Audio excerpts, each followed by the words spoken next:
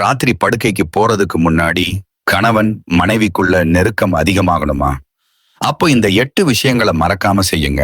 1, குறை சொல்லாதீங்க. அந்த நேரத்துல ஒருத்தரை ஒருத்தர் குறை சொல்றத தவிர்த்துட்டு சந்தோஷமா இருங்க. 2, ஒன்னா சாப்பிடுங்க. முடிஞ்ச வரைக்கும் 2 பேரும் ஒன்னா உட்கார்ந்து சாப்பிடுற பழக்கத்தை வச்சுக்கோங்க. 3, சாப்பாடு ஊட்டி விடுங்க. உங்க பார்ட்னருக்கு நீங்க சாப்பாடு ஊட்டி விட்டுறது அவங்க மேல இருக்கிற அக்கறையை அழகாக வெளிப்படுத்தும். 4, சமையலை பாராட்டுங்க. சாப்பாடு சூப்பரா இருக்கு இன்னும் ஒரு வார்த்தை சொல்லுங்க. அவங்க நாள் முழுதும் பட்ட கஷ்டம் காணாமல் போயிடும்.